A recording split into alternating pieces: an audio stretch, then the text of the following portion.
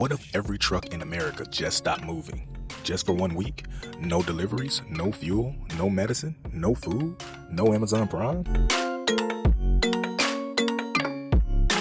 In this video, I'll walk you through what happens hour by hour, day by day if every trucker disappeared. And I promise you, by the end of this video, you'll never look at the trucking industry the same way again. Day 1, the shockwave begins. Gas stations start running out of fuel, perishable foods stop getting restocked, online order delays begin. Local convenience stores panic buy from warehouses. Hospitals get first alerts, no incoming medical supplies. Most grocery stores only stock about 3 days worth of food, and gas stations get multiple deliveries per week. With trucks stopped, panic hasn't started, but it will. Shelves begin to empty. First it's the fresh produce, then it's the bread, then it's the meat. Milk vanishes overnight. Word spreads faster than the trucks ever did. Through the group chats, through the neighborhoods, the Facebook apps, and viral TikToks. A mom in Ohio films herself on aisle 9, only showing bottled water and condiments left.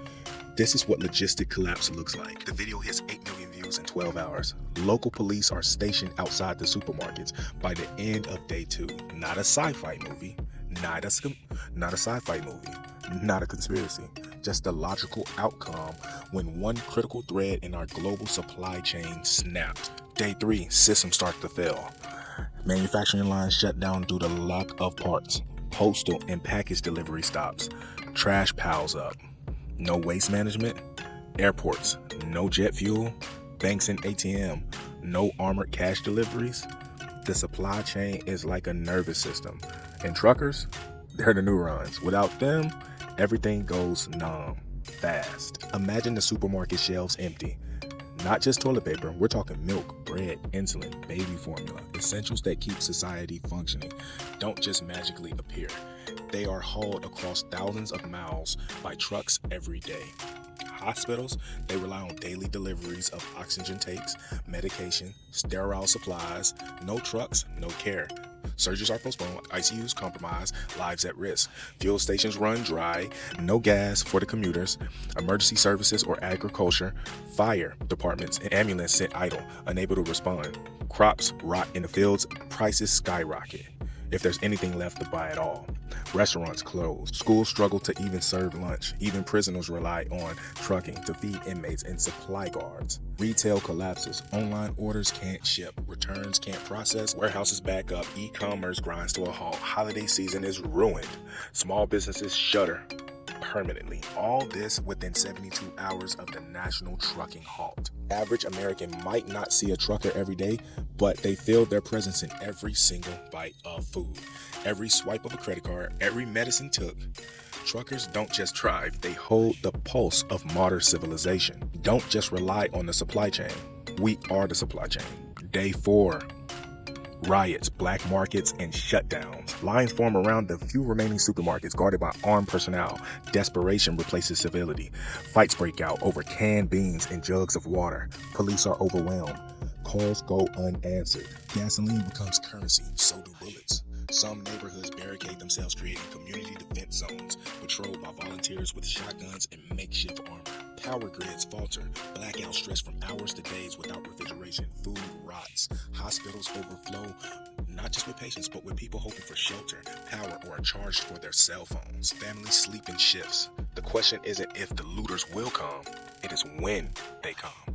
The government issues ration cards via glitchy emergency apps, but few have working internet, and those who do are quickly targeted.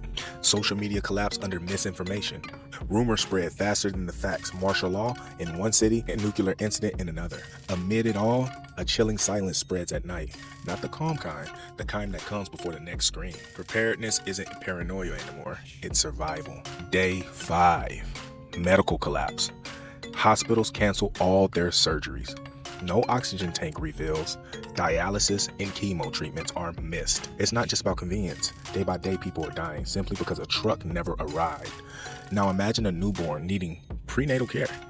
But the incubator shuts off. An elderly man with a congestive heart failure is waiting on a medication that never comes. A woman in labor with no way to get to the nearest maternity ward because the ambulance is grounded. When the supply chains halt, healthcare collapses quietly at first, then all at once. IV bags run dry. Lab samples expire in unrefrigerated trucks. Even blood donations go to waste. For rural communities already hanging by a thread, 5 days without logistics is catastrophic. The nearest hospital might be 60 miles away. But with no fuel, no mobile carriage, that distance might as well be 600 miles. This isn't a hypothetical. This is what happens when the unseen systems that support us are being taken for granted. These are not just statistics, they're stories unfolding in real time. Lives depend on the infrastructure most people never think about. When the trucks stop, the country stops. Day 6. Government emergency action. National Guard deployed to manage civil unrest. Government issues trucker mandates forcing driving if necessary. If fuel and food ration begins efficiently, media outlets explode with national coverage. Here's the twist. Even if trucks restart tomorrow, the system just doesn't snap back. The ripple effect can take weeks, even months to fully recover. Empty shelves spark panic buying. Grocery stores enforce limits. 2 cans of soup, 1 bag of rice per family. Hospitals begin conserving medical supplies, prioritizing life or death cases only. Amazon halts 2-day shipping nationwide. Your coffee beans stuck in a warehouse. That laptop charger is lost in transit. Meanwhile, tensions rise.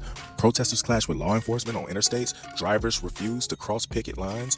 Fuel stations ration to 10 gallons per vehicle. Black markets bloom overnight. Social media is ablaze. Hashtag supply stock trends for 48 hours. TikTok floods with videos of families prepping meals from canned corn and crackers. YouTube posts 72-hour how-to guides. Even industries untouched by the transport are rattled. Factory lines slow as materials vanish. In less than a week, the economy shutters, and the public feels it in their bones. And in the middle of this chaos, you, watching, waiting, wondering, how did we get here so fast? Day 7, the reckoning.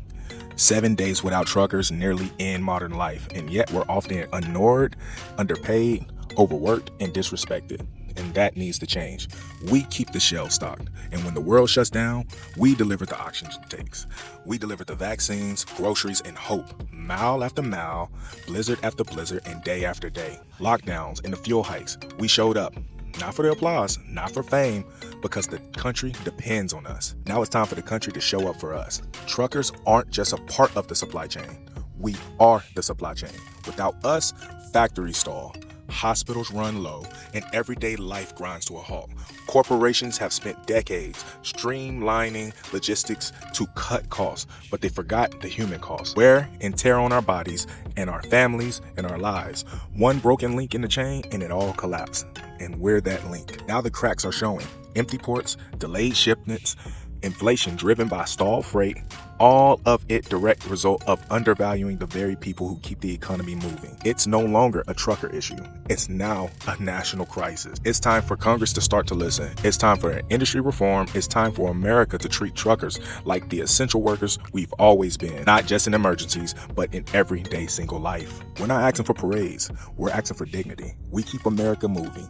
Now it's time for America to move for us. Please support the truckers.